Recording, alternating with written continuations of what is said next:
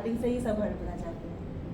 Okay, so my objectives for today's session is to provide an overview of the fundamental concept and type of the research methodology applicable in the Ayush system of the medicine, to explain the transition from the basic research to clinical or applicable research in the Ayush, to discuss about the research gap and research questions, and to discuss how to start research. An outcome would be possibly at the end of the sessions हम सब at least इतना समझ चुके होंगे कि what is the understanding on the fundamental research and its concept in the Ayush, ability to conceptualize and design the research methodology, transit from the basic to clinical applicability of the research. Then awareness regarding the research, governance, funding bodies and ethical guidance. And most important, that is the motivation and skill to adapt the advanced tool and evidence-based method in the Ayush.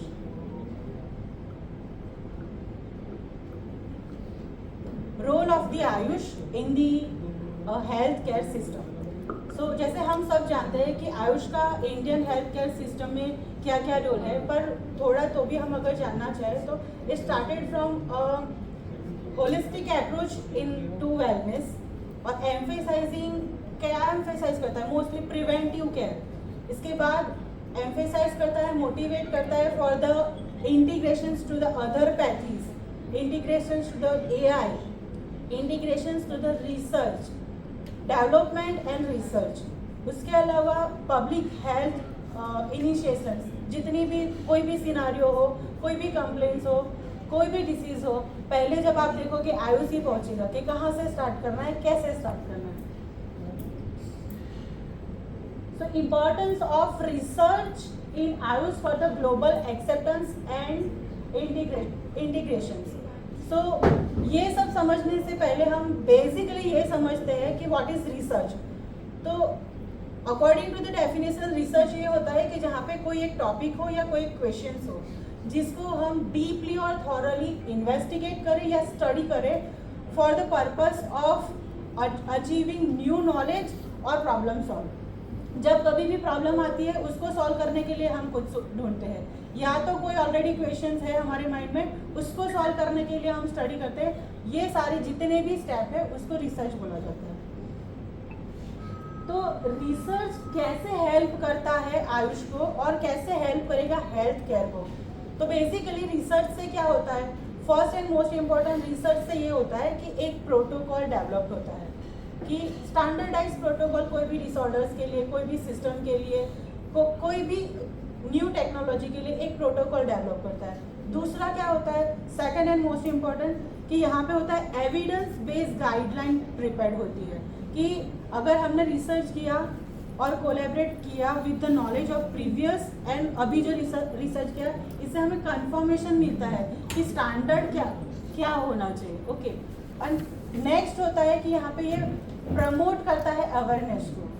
So this are the main important role which is provided and already done by AYUSH in Indian health care system.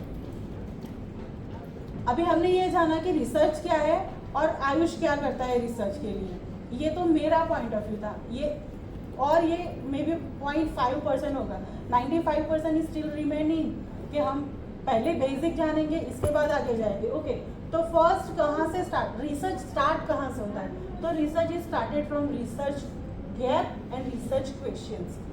Okay, ये दो words होते हैं, ये जो fundamental होते हैं research के लिए, कोई भी रिसर्च. ओके, तो what is research gap and research question. So gap मतलब एनी डिस्टेंस और एनी लैकिंग, कुछ भी मिस हुआ वो. और रिसर्च क्वेश्चंस, तो पहले हम रिसर्च गैप के लिए अगर बात करें तो इसमें क्या होगा कि कोई अवेलेबल डेटा है या कोई अवेलेबल रिव्यू है या कोई अवेलेबल इंफॉर्मेशन है जो हमें ऐसा लगता है कि इसमें ये इनकम्प्लीट है, या तो आपको ये जो इंफॉर्मेशन अवेलेबल है उसमें कोई क्वेश्चन है, या तो आपको ऐसा लगता है कि ये रिजल्ट है वो कॉन्फ्लिक्टेड है, तो आपका एक क्वेश्चन होता है कि नहीं इसमें ऐसा होना चाहिए। तो ये जो आपके माइंड में क्वेश्चन डेवलप हुआ और ये जो आपके माइंड में क्वेरी डेवलप हुई, दैट इज रिसर्च गैप।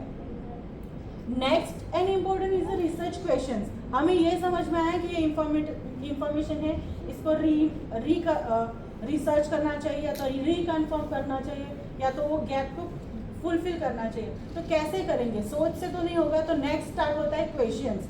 तो क्वेश्चंस क्या होता है, रिसर्च क्वेश्चंस क्या होता है, तो ये एक स्पेसिफिक क्वेश्चंस होता है जो कि हमें रिसर्च का जो हमने जो गोल बनाया है, जो एम बनाया है कि by the end of this research मुझे क्या क्या पता चलना चाहिए या क्या पता चलेगा। तो इसके लिए हम एक क्वेश्चंस बनाते हैं, इसको बोलते हैं रिसर्च क्वेश्चंस। तो रिसर्च क्वेश्चंस के एक क्राइटेरिया होता है फाइनर क्राइटेरिया। तो FINER is written in capital, if you write in the capital that FINER, FINER. तो first F is for feasible, N is for interesting, okay, N is for novel, E is for ethical and R is for relevant. तो ये सारे criteria को ध्यान में रख के हम एक क्वेश्चन जनरेट करते हैं। तो एक क्वेश्चन बनता है जिसको हम बोलते हैं PICO, PICO। P that is population, जिसपे हम रिसर्च स्टडी करेंगे। I दैट इज इंटरवेंशंस, जहाँ पे जो हम मेडिसिन यूज करेंगे। O मीन्स आउटकम, जो हम आउटकम एक्सपेक्ट करते हैं वो। और जो C था PICO का, C दैट इज कंपेरेटर, मतलब कि एक ये पॉपुलेशन है जिसमें हम आयुर्वेदिक मेडिसिन यूज करेंगे, होम्योपैथिक मेडिसिन यूज करेंगे, व्हाटएवर जो भी हम पैथी यूज करेंगे, उसमें कौन सी मेडिसिन या कौन सी मेथड अप्लाई करेंगे जिससे हमें प्रोबेबल ये आउटकम मिलना चाहिए। तो इसको हम बोलते हैं PICO। तो finer and PICO criteria is most important for the research questions. I hope you are all are with me. So next one is type of the research. I know this topic is a very big और मैं बहुत fast जा रही हूँ as per the time permit. So research के बहुत सारे type होते हैं, उसमें से अगर आप according to the our aim और गोल अगर हम देखें तो first one is applied research, second one is theoretical. अगर हम डेप्थ के अकॉर्डिंग टू देखें तो एक होता है एक्सप्लोरेटरी, जहाँ पे हम एक्सप्लोर करते हैं, डिफाइन करते हैं, क्लैरिफाइड करते हैं कि ये रिसर्च ये क्लैरिफाइड हुआ। सेकंड वन इज डिस्क्रिप्टिव, जहाँ पे हम लिटरेचर रिव्यू पर रिसर्च करते हैं, that one. And next one is explanatory, जहाँ पे आपने कोई एक टॉपिक लिया जिसका जस्टिफिकेशन आपको उससे मिलता है, दैट इज एक्सप्लोरेटरी। नेक्स्ट होता है डेटा के हिसाब से, तो एक होता है क्वालिटेटिव और एक होता है क्वांटिटेटिव। इसके अलावा अगर हम देखें तो इंफॉर्मेशन के हिसाब से तो primary research and secondary research. Primary research वो होता है जहाँ पे हमें डायरेक्ट डेटा मिलता है फ्रॉम द पेशेंट्स और पॉपुलेशंस। और सेकेंडरी होता है जहाँ पे हम आर्टिकल, पब्लिकेशंस, वेबसाइट्स, जिस दूसरे बुक पब्लिकेशंस जहाँ से हमने डेटा लिया है, दैट वन। इसके अलावा अगर हम देखें तो क्रॉस सेक्शनल स्टडी वो होती है जहाँ पे कोई एक पर्टिकुलर टॉपिक पे हम एक ही टाइम पे अलग अलग जगह पे एक ही क्वेश्चनर्स या एक ही स्किल लेके हम उसको वो रिसर्च को परफॉर्म करें, तो उसको बोलते हैं क्रॉस सेक्शनल स्टडी। और ये एक ही टाइम पे होती है, लाइक कोविड के टाइम पे अगर हुआ होगा कि गुजरात में कितने हैं और स्टेट में कितने हैं, और एक ही टाइम पे हुआ और एक ही बार हुआ, उसको बोलते हैं क्रॉस सेक्शनल स्टडी। उसके बाद आता है लॉन्जिट्यूडनल स्टडी। तो उसमें क्या होता है, तो बेसिकली इसमें होता है एक टॉपिक पे हम टाइम टू टाइम अलग जहाँ पे हमने पहले स्टडी की है वहाँ पे फर्दर रिपीटेडली स्टडी करें, उसको हम बोलते हैं लॉन्जिट्यूडनल स्टडी। और वैसे ही बाकी सब स्टडी जो आती है नॉन एक्सपेरिमेंटल और experimental. So this are the already too big topic to discuss, but ये मैंने आपको बहुत शॉर्ट में बताया। Next one methodology. कोई भी रिसर्च करने के लिए एक मेथड होनी चाहिए तो ही वो एक्सेप्टेबल होती है। जैसे इवन हमें खाना भी बनाना होता है तो भी उसकी एक प्रोसीजर होती है, उसको ही हम फॉलो करते हैं, तभी हमें डिजायरेबल रिजल्ट मिलता है। Likewise what is research methodology? तो रिसर्च मैथडोलॉजी एक सिस्टेमिक स्टडी है जहाँ पे हम कैसे रिसर्च करेंगे वो डिज़ाइन हमें मिलती है। ओके, तो उसके स्टेप कौन कौन से हैं? तो पहले तो हमने डिसाइड कर दिया according to the research gap and research questions कि हमें इसके ऊपर रिसर्च करना है।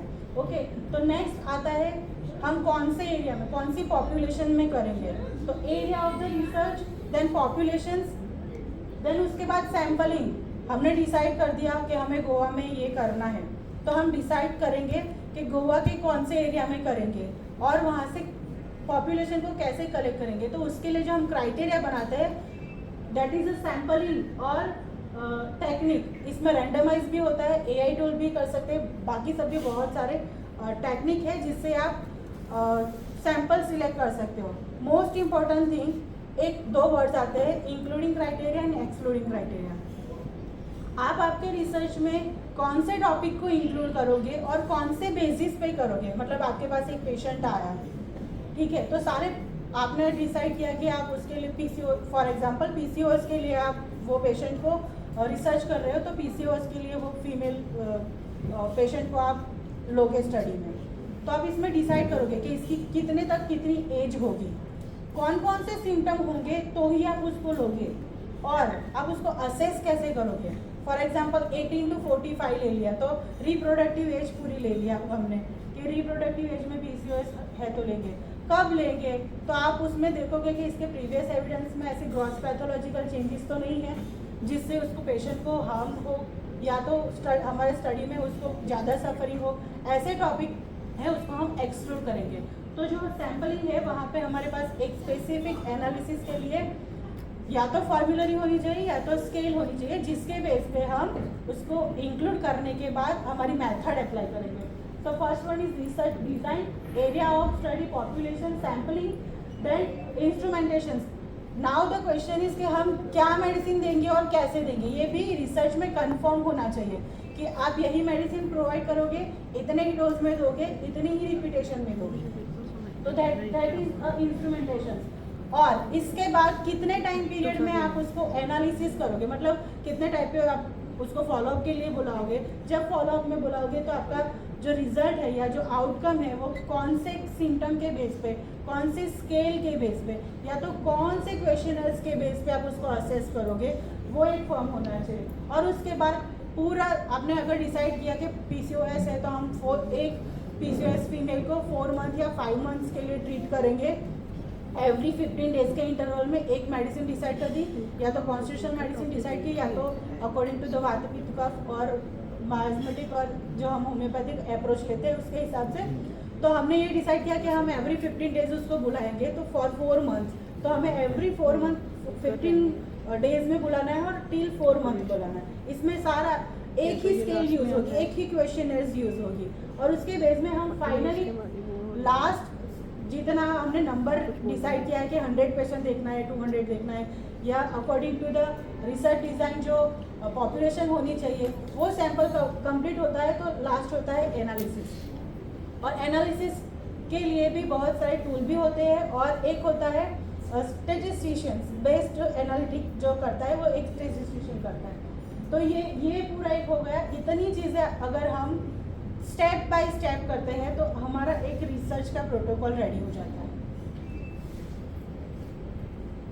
तो बेसिक रिसर्च क्या हो सकता है, तो बेसिक रिसर्च में अगर हम इंक्लूड करें तो एक exploration of the classical text and manuscript. तो ये क्या है, एक बेसिक रिसर्च है जो ऑलरेडी हमारे पास रिव्यू ऑफ लिटरेचर में है, जिसको हम वापस से रीस्टडी करके उसमें से कंक्लूजन निकालेंगे वो। नेक्स्ट वन है क्या पॉसिबिलिटी है, तो एक वर्ड है फाइटोकेमिकल्स। जो जितने भी प्लांट्स हैं उसमें से कौन कौन से केमिकल है उसके ऊपर भी आप स्टडी कर सकते हो। Next one is pharmacognostical study. तो जो मेडिसिनल प्लांट, पहले हमने प्लांट्स के केमिकल पढ़े के कौन कौन से केमिकल है, अब जितने भी मेडिकल प्लांट्स हैं उसमें से हम देखेंगे कि उसमें क्या कंटेंट है, उसकी फिजियोलॉजिकल एक्टिविटी क्या है, दूसरे कंटेंट से और दूसरे केमिकल से वो कैसे इंटरेक्ट करता है, वो इंटरेक्ट करने के बाद उसका क्या रिएक्शन आता है, ये सब हम स्टडी कर सकते हैं। तो मतलब एक्टिव प्रिंसिपल जो मेडिसिनल प्रॉपर्टीज है वो समझ सकते हैं। नेक्स्ट वन जो नेक्स्ट है that is genome and proteomic study. Genomes it is study related to genes, जहाँ पे एक जीन का उसका इट्सेल्फ स्ट्रक्चर क्या है, फंक्शन क्या है, वो दूसरे जीन के साथ अगर कंबाइन होता है तो उसका रिजल्ट क्या मिलता है वो। And next one is proteomic, जहाँ पे proteins to proteins interaction, physiological actions and modifications कैसे होता है ये भी हम स्टडी कर सकते हैं। नेक्स्ट वन जो होता है, हमने पहले प्लांट का किया, फिर हम बोल रहे हैं जीन पे और प्रोटीन पे। तो इसके अलावा इसके अलावा जो हम कर सकते हैं that is related to drug receptor. हमने प्लांट और मेडिसिन का कर दिया, तो ड्रग्स में भी कर सकते हैं कि कौन से ड्रग्स के कौन से कंटेन है और केमिकल प्रॉपर्टीज है जो दूसरे ड्रग्स और दूसरे केमिकल प्रॉपर्टीज से कैसे इंटरेक्ट करते हैं और उसका क्या रिएक्शन होता है। आई hope you all still with me. Pre clinical research, pre clinical, because ये सब्जेक्ट ऐसा है ना कि एक तो कम टाइम में होता नहीं है और दूसरा अगर करते हैं तो बहुत फास्ट में इतना जाता नहीं है, सॉरी टू से but it's the reality. So pre clinical research में क्या क्या होता है, प्री क्लिनिकल रिसर्च वर्ड किसके लिए यूज़ होता है, तो प्री क्लिनिकल वर्ड तब यूज़ होता है जब कोई न्यू ड्रग्स हम बनाने वाले हैं तो उसको अगर हम लेबोरेटरी में या तो एनिमल पे जो प्रूविंग करते हैं to know the efficacy effect of that particular drugs और मेडिसिन, तो वो हमें प्री क्लिनिकल रिसर्च में आएगा। तो इससे हमें क्या पता चलेगा कि इसकी एफिकेसी क्या है, सेफ है कि नहीं, और उसके टॉक्सिकोलॉजिकल पॉइंट्स पता चलेंगे। तो इससे क्या बेनिफिट रहेगा, डोज, पोटेंसी एंड रिपीटेशन।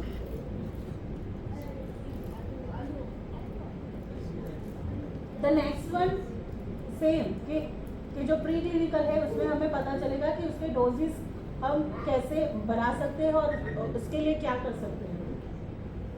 तो हर एक चीज़ में एक स्टैंडर्ड प्रोटोकॉल रहता है। तो ये प्री क्लिनिकल जो रिसर्च है इससे हमें मिलेगा ड्रग्स की efficacy, safety and standard protocol for the effectiveness. So this is a few pictures of my real research work.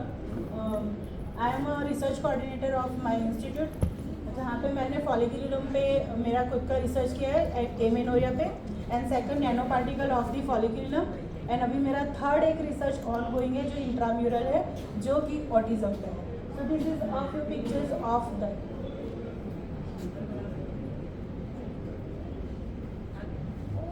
Clinical, so clinical research मतलब कि हमने प्री क्लिनिकल कर दिया, मतलब ऑलमोस्ट प्रोटोकॉल बन गया है कि मेडिसिन की सेफ्टी क्या होगी। अब नेक्स्ट है रैंडमाइज कंट्रोल स्टडी, जहाँ पे रैंडमाइज हम मेथड को यूज़ करके मेडिसिन रिसर्च करेंगे, जिसका बेनिफिट और जिसका मोस्ट इम्पॉर्टेंट पॉइंट ये होता है कि यहाँ पे बायसनेस नहीं आती है और हमें ये जानने को मिलता है कि रियल वर्ल्ड में एक्चुअली क्या चल रहा है। तो रैंडमाइज स्टडी सिलेक्ट करने का ये एक बेनिफिट रहेगा। नेक्स्ट होता है case series and observational study, then clinical efficacy used by all Ayush system. This is the picture of randomize control study.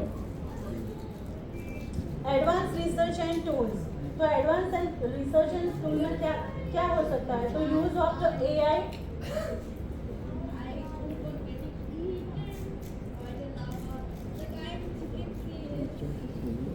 Use of the AI. तो एआई को हम कैसे क्यों यूज कर सकते हैं और कितनी एक्सटेंट तक यूज कर सकते हैं। तो फर्स्ट जो मैंने बताया कि एक्सप्लोरेटरी और जो लिटरेचर रिव्यू वाला रिसर्च है, it is a very vast topic. कोई एक पर्सन बहुत सारी कितनी बुक पढ़ेगा तो दूसरा काम कब करेगा। तो इसके लिए हम हेल्प ले सकते हैं, I am using the word help ले सकते हैं। मैं टोटली रिलायबल रहने की बात नहीं कर रही यहाँ पे। Use of the AI in the Ayush research, तो ऐसे में हम यहाँ पे जो वास्ट लिटरेचर है वहाँ से कुछ concept by the using of AI tool use करके उसको प्रिसाइज कर सकते हैं जो ऑलरेडी अवेलेबल लिटरेचर है उसको। नेक्स्ट एआई कब यूज होता है, तो ये एक्यूरेसी देता है डायग्नोसिस में, तो वहाँ पे हम एआई पे थोड़ा पॉइंट आउट कर सकते हैं या रिलाई कर सकते हैं। नेक्स्ट होता है वो प्री क्लिनिकल डायग्नोसिस जो होता है ना, जहाँ पे हमें पहले से ही क्वेश्चनर्स या एग्जामिनेशन से जहाँ पे पता चले कि ये डायग्नोसिस हो सकता है, वहाँ पे हम यूज़ कर सकते हैं। But our knowledge is apart separate from the AI, because AI is AI and human is human. Next